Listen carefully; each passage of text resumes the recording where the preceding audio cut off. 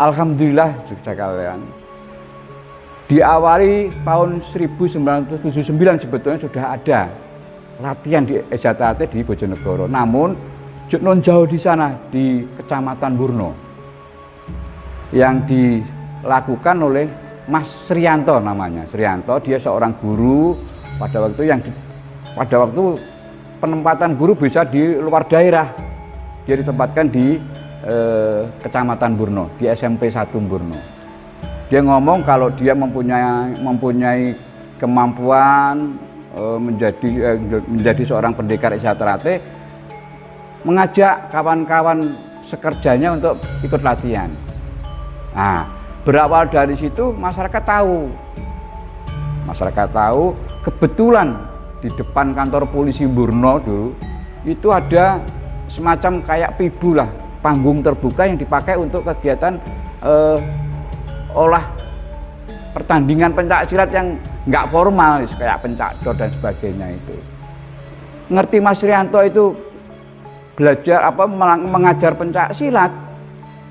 Nah, terus kemudian dipanggil sekali, 2 kali, 3 kali, mau tidak naik itu dikira nanti akan tercatat sejarahnya bahwa Pak Mas Rianto tidak berani untuk tampil sebagai pendekar untuk ikut pertandingan di situ.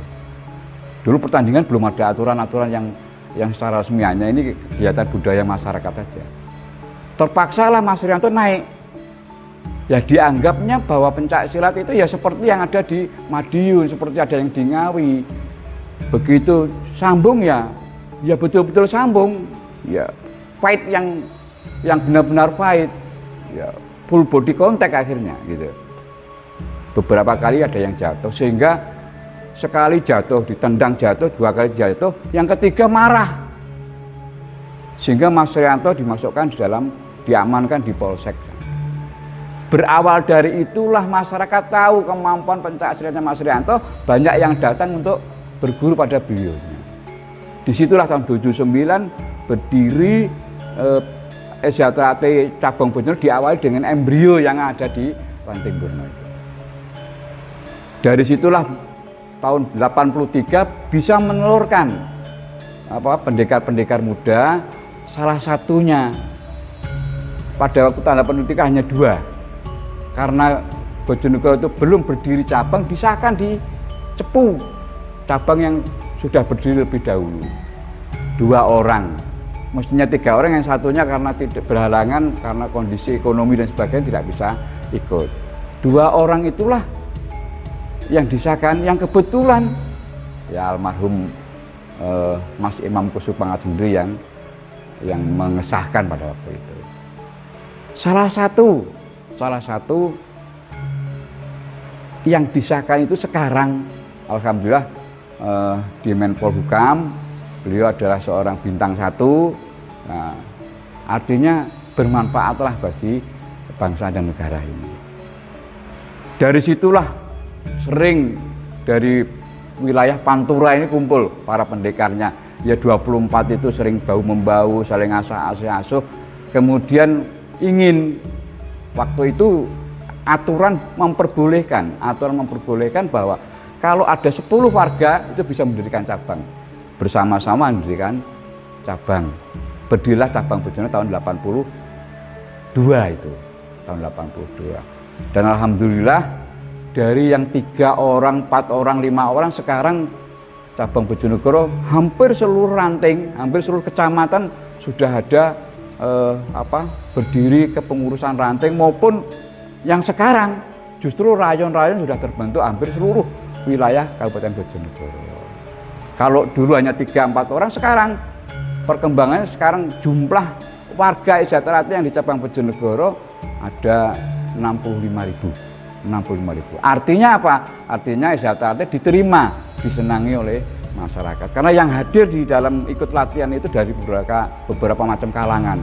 Ya ada pelajarnya, ada pegawainya juga ada yang dari kepolisian, ada yang dari tentara, ada yang dari pelaku-pelaku usaha yang di Bojonegoro ikut dan sebagainya. Alhamdulillah berkembang dengan baik.